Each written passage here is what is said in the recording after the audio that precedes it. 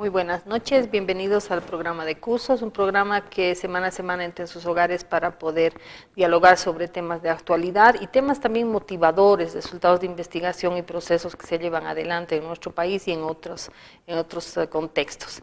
En esta oportunidad vamos a hablar de un tema muy importante, además muy motivador con relación a pensar posibilidades y alternativas. Para eso nos acompaña un querido amigo y colega, Jorge Kreckler, que nos visita de Santa Cruz. Jorge, buenas noches. Muy buenas noches y gracias por la invitación. Gracias a ti por estar presente hoy en el programa. Bueno, Jorge tiene ya varios años de trabajo vinculado con esta reflexión paradigmática en torno a lo que son alternativas al desarrollo. Desde el 2012, si no me equivoco, con Vitrinas Virtuales, que es una coautoría de un documento que sistematiza distintas visiones en torno a lo que es el desarrollo. Posteriormente, en el marco del Grupo de Trabajo Cambio Climático y Justicia, Imaginarios del Vivir Bien, una consulta que se hace a distintos actores respecto a qué imaginan, cuáles son sus imaginarios en torno al vivir bien, y hoy con una nueva propuesta que también recoge estas iniciativas vinculado con lo que es el almanaque del futuro. El almanaque del futuro como una posibilidad, un proceso a partir del cual se recogen distintas experiencias motivadoras, como le llama Jorge, para poder pensar e imaginar lo que podrían ser experiencias alternativas, pero desde realidades concretas. Pero le dejo a Jorge que él nos explique con mayor detalle qué es el almanaque del futuro, Jorge. Muy bien. Tania, tú tienes mejor memoria que yo cuando te escuchaba ahora mencionar lo que trabajamos en los últimos años, ¿cierto? Entonces el tema de futuro y de ver de qué forma podríamos hacer las cosas de manera distinta no es nuevo, ¿cierto? Pero específicamente el almanaque del futuro, ¿qué es? Es un intento de partir de experiencias concretas que muestran de qué forma es factible lograr un desarrollo que sea más amigable con todos nosotros y con el planeta donde vivimos, porque escuchamos con mucha frecuencia que hay una crisis o que estamos rodeados de crisis, o a veces nos preocupamos cuando no escuchamos algo de crisis, ¿cierto? Y el almanaque del futuro es como una apuesta de partir de experiencias locales, concretos, hecho por personas que no poseen ahora muchísimos recursos o con circunstancias muy específicas y que empiezan a desarrollar diferentes actividades económicas, culturales, que muestran que sí es factible un desarrollo mucho más amigable con no solamente el medio ambiente, sino también con la economía, por fin, o sea, mostrando de cómo se puede lograr construir el futuro en el presente, porque futuro en el presente suena como medio... yo estoy convencido de que no nos queda mucho tiempo de hablar, sino ya nos toca empezar a hacer las cosas de manera distinta. ¿Cómo surge esta iniciativa del almanaque del futuro? Bueno, yo me dejé inspirar leyendo una publicación de una fundación. Yo nací en Alemania, y esa fundación alemana se llama Futuro 2. O sea, el Futuro 2 lo conocemos posiblemente si nos recordamos todavía de tiempos gramaticales, que es aquel hecho acontecido en el futuro, ¿sí? De ahí sí viene también el Futuro 2. Bueno, el Futuro 2 empezó a trabajar lo que llaman ellos un almanaque del futuro, y donde han dado cobertura a experiencias hechas por personas, en este caso en la zona de habla alemana, quiere decir en Alemania, en Suiza, en Austria. Y yo sentí una cierta inspiración y partí de una hipótesis en la cual yo estuve convencido, y hoy en día estoy mucho más convencido, de que no hace falta importar experiencias, sea desde Alemania o desde la China, donde sea, sino creo que si uno anda con los ojos abiertos, uno está rodeado de experiencias que nos pueden realmente enseñar que sí es factible hacer las cosas de manera distinta. Y de esa forma empecé a trabajar con el apoyo de Misero en este caso, y empecé a buscar experiencias motivadoras en 4 países, en Bolivia, en Ecuador, en el Perú y en Colombia, que quiere decir en la zona andina, y hasta la actualidad se ha documentado cerca de 25 experiencias. Esas experiencias se documentan en base a una visita previa a los mismos actores, a las mujeres y a los hombres, los que son los arquitectos de esta experiencia, y la documentación está validada con ellos. ¿Qué quiere decir esto? De que se hace una radiografía, se escribe algo, se devuelve eso a las personas para que las personas mismas vean si se sienten reflejados en esos documentos o si de pronto yo me invento cosas. Ok, tú haces mención al apoyo que has tenido de Miserior en este proceso, y precisamente Jorge es facilitador de procesos de Miserior y es asesor temático del Grupo de Trabajo Cambio Climático y Justicia. Los temas que ahora estamos discutiendo, las experiencias que Jorge nos va a presentar, están a su vez también disponibles en línea en la página web del CESU, www.cesu.uns.edu.bo, y también la página web del Grupo de Trabajo Cambio Climático y Justicia, donde ustedes van a poder recoger y poder trabajar o revisar con mayor detalle lo que son estas distintas experiencias y recoger los distintos aprendizajes que nos plantean las mismas. Jorge, ¿cuáles son los objetivos de este proceso? ¿Por qué? ¿Por qué empecé yo a trabajar esto? Uno, ya lo mencioné, justamente por la inspiración cuando leí este almanaque del futuro hecho en Alemania para la gente de habla alemana. Yo lo leí en Cusco, yo estuve de paso en Cusco y a mí me afecta mucho la altura y el frío además, entonces se me prestaron este libro recomendándome que lo leo en la noche, entonces yo dudaba mucho si realmente lo voy a leer por el frío y por la altura, pero de hecho me olvidé del frío, me olvidé de la altura y empecé a leer, y en la medida que leí estos artículos que son relativamente cortos, no son pesados, no es una literatura un poco cansador, sentí más bien motivación.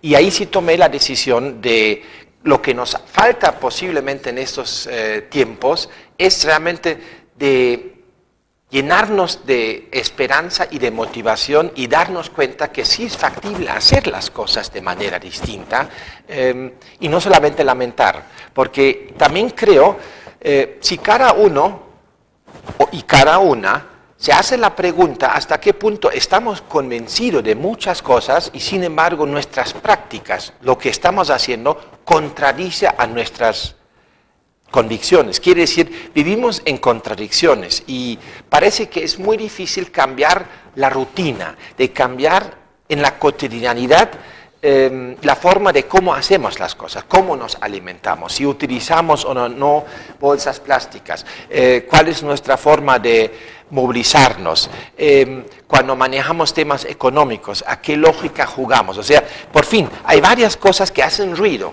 y creo que muchos de nosotros lo hemos experimentado y sentimos de que a veces da un poco de flojera o a veces diciendo, pero ¿será factible? Porque al final el sistema, ¿acaso que no me obliga?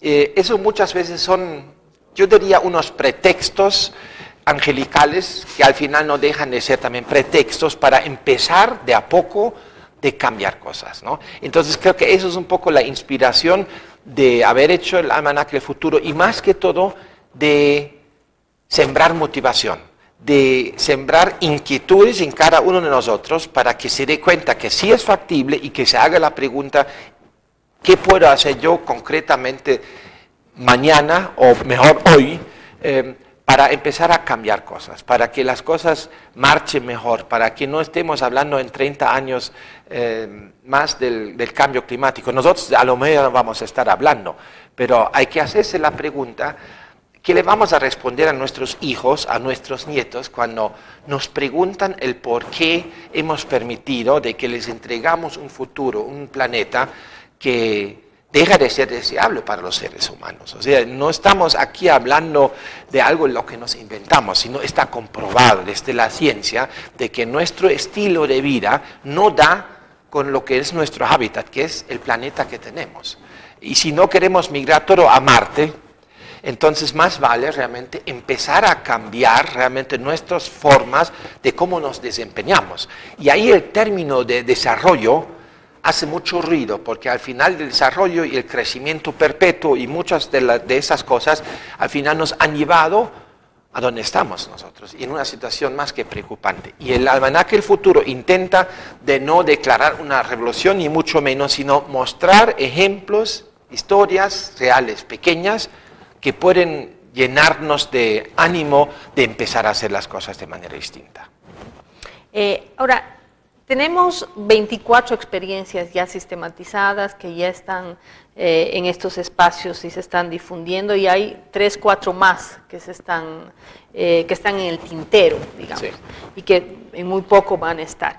Ahora, estas experiencias, como tú las mencionas, son experiencias motivadoras que nos plantean esperanzas ante todo un contexto y un escenario, una realidad a nivel mundial que nos muestra que aparentemente no hay otras rutas posibles, excepto este modelo y con estos impactos. Pero sin embargo, estas experiencias motivadoras nos dicen que en escenarios y en contextos, aunque muy locales, pero sí se están llevando adelante experiencias lógicas, propuestas y apuestas que son distintas.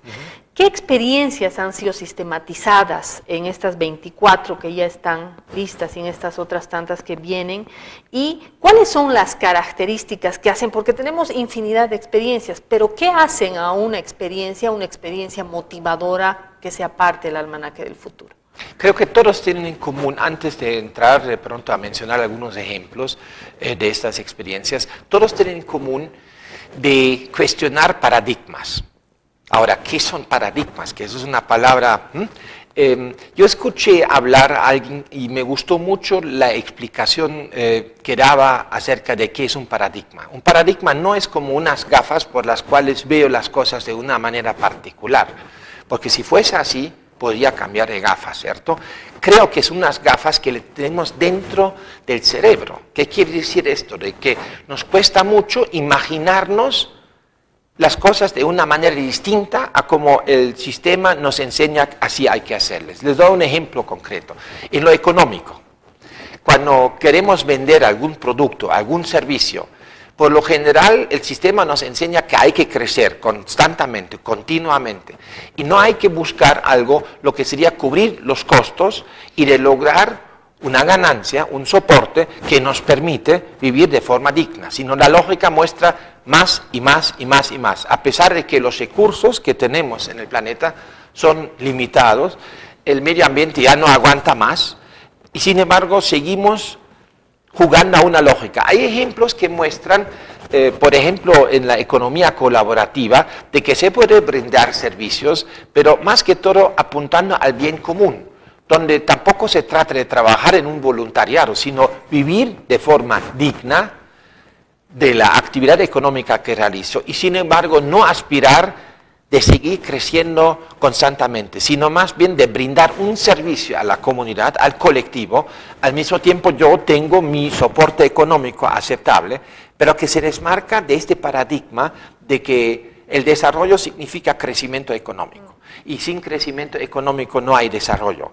Habrá situaciones, en el caso por ejemplo de Bolivia, donde sí es necesario de seguir creciendo económicamente hablando, pero si vemos ya otras sociedades, las desarrolladas, donde a veces hago la pregunta ¿qué es desarrollo?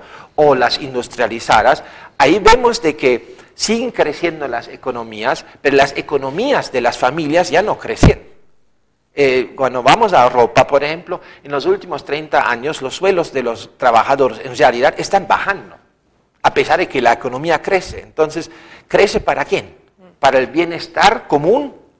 ¿Para nuestro hábitat que es el medio ambiente?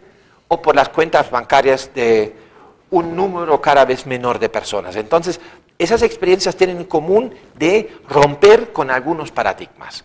Ejemplos concretos. Si vivimos en ciudades, sobre todo en ciudades más grandes, y si queremos alimentarnos de manera sana, porque hay que decir públicamente de que mucho de lo que está declarado como alimento, cuando supiéramos con exactitud las sustancias que contienen esos alimentos, creo que estaríamos pensando 2 veces si realmente lo vamos a ingerir, sí o no.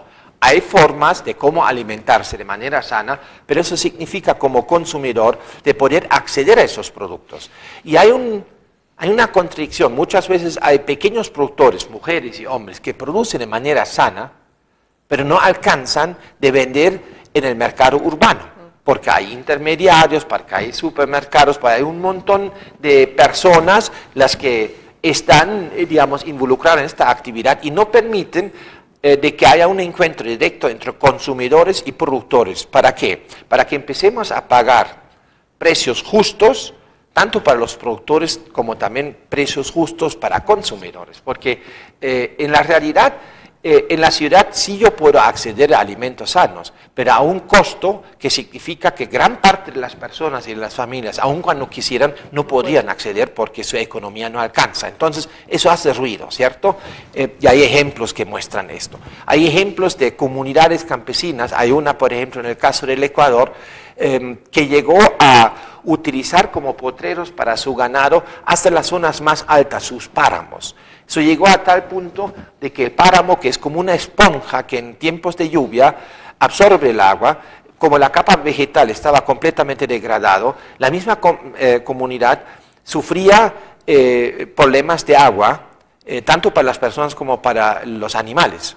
Y ha sido la comunidad que tomó la decisión de clausurar el páramo, de empezar a rearbolarizar el páramo para recuperar eso como una fuente de agua.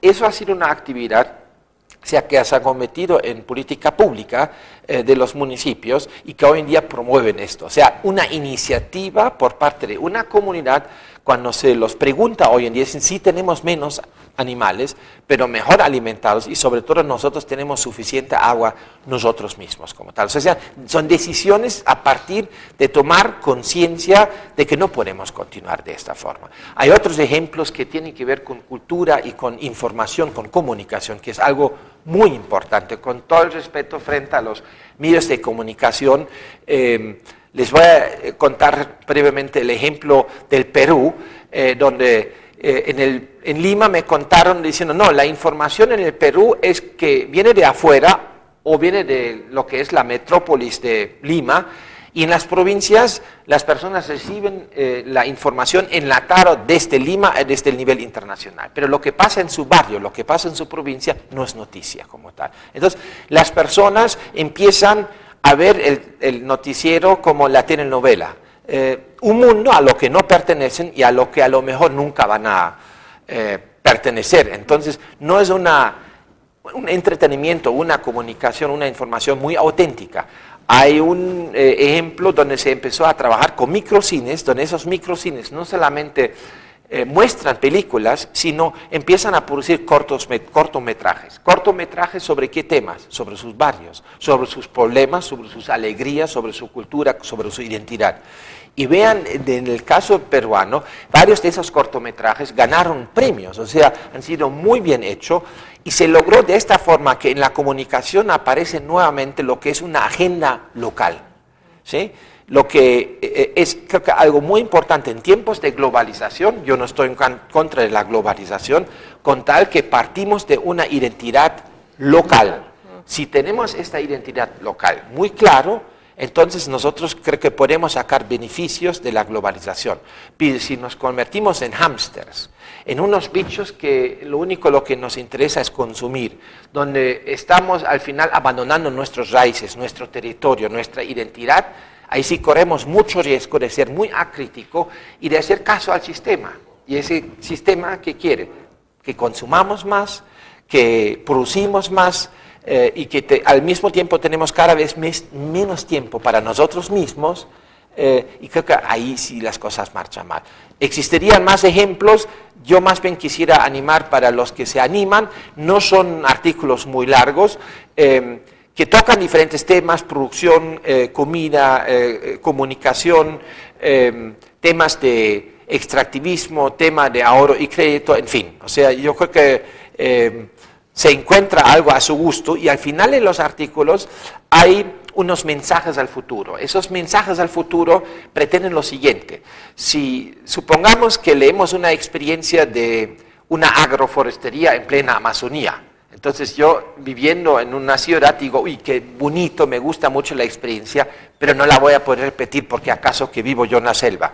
No se trata tanto de querer hacer la réplica de la experiencia. De lo que se trata es que al final de los artículos hay unos mensajes al futuro que intentan mostrar cuál es la crítica paradigmática en cada una de esas experiencias. Y creo que estos mensajes al futuro sí nos permiten arrastrarlos a nuestros contextos, a nuestras vidas, y hacernos la pregunta, ¿a cuál de los paradigmas le podríamos echar el diente para empezar concretamente a hacer algo en nuestras vidas? Que motiven a cambios en nuestras vidas. Por supuesto. Que, aunque ha sido mencionando a lo largo de esta conversación, pero así, si tendríamos que apuntar algunas lecciones aprendidas de lo que es este proceso de sistematización de experiencias, este proceso de diálogo, de reflexión en torno a estas apuestas contrarruta que tienen hombres y mujeres en estas distintas experiencias, ¿cuáles serían esas lecciones? Para Jorge Kreckler, que está en este proceso y que podría ayudar también en la lectura de lo que son, aunque cada uno puede sacar otras lecciones aprendidas de lo que es esta sistematización. Justamente lo que tú mencionas, o sea, las lecciones aprendidas, yo únicamente podía hablar de las primeras lecciones que hice yo con el almanaque, pero ¿para quién hice el almanaque? Lo hice por mí, sí, porque me interesa, sí, pero también tengo muy claro de que lo que hace falta es que nos enteremos de la existencia de esas experiencias y que esas experiencias puedan lograr algo dentro de nosotros, de lograr de que comencemos de que hay que empezar a hacer algo de forma distinta, ¿cierto? Entonces, las lecciones aprendidas, es que yo lo mencioné hace un rato, es muy difícil cambiar rutina. Es más fácil de seguir viviendo con la contradicción y a veces se aumentan las contradicciones. Dicen, ay, cónchale, sí, cierto, eso también deberíamos cambiar, pero eso a lo mejor que lo hago mañana. O voy a pensar cómo hacerlo, porque resulta difícil. O sea, de llegar a motivarnos y a decir, sí, es cierto, es relativamente fácil. Habrá personas las que dicen, no, eso no me convence, eso es todo una tontería, perfecto. O sea, y no deberíamos, creo que, perder mucho tiempo de convencer a esas personas que están tan convencidos que están en la ruta de Icar. Además, tienen toda la razón, con tal que no sean la mayoría. Porque si es la mayoría, no deberíamos por qué quejarnos, acostumbrarnos en la crisis y tener muy claro de que nuestro tiempo como especie humana en este planeta está realmente limitado, ¿cierto?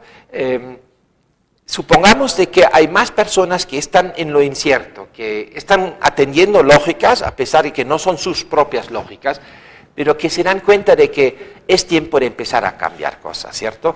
Y creo que la lección aprendida es de que estas personas logran motivarse y no se quedan con de sentir como el bichito o la espinita colocada y después de un tiempo sacárselo para continuar haciéndolo. De cómo lograrlo, eso es un proceso de aprendizaje y por eso estoy muy agradecido también la posibilidad que ustedes me están dando para que charlemos aquí ahora en el marco de esta entrevista.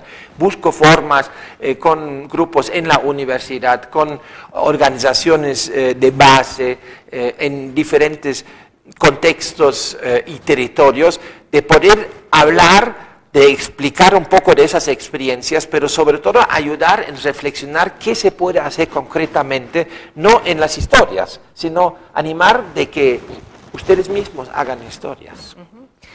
Precisamente este proceso que se da a partir del Almanaque del Futuro nos presenta varias proyecciones. Ya Jorge hacía mención a cómo podemos proyectar esto tanto en la vida personal, pero también en distintos escenarios vinculados, por ejemplo, con la planificación, la gestión, definición de política pública e incluso como metodologías nuevas de abordaje de investigación. Precisamente Jorge esta semana ha llegado a Cochabamba para poder acompañarnos en unas clases en la maestría en Gobernanza y Política Pública en el CESU. Jorge, muchísimas gracias, el tiempo se nos ha cortado, pero ya tendremos oportunidad de poder ahondar un poco más en lo que es el almanaque del futuro. Los invitamos pues a que ustedes puedan revisar con mayor detalle y conocer estas experiencias y se sientan motivados a iniciar procesos de cambio también en sus vidas y en la vida en la que llevamos en un entorno común, fundamentalmente en pensar paradigmas para el bien común. Buenas noches y muchísimas gracias.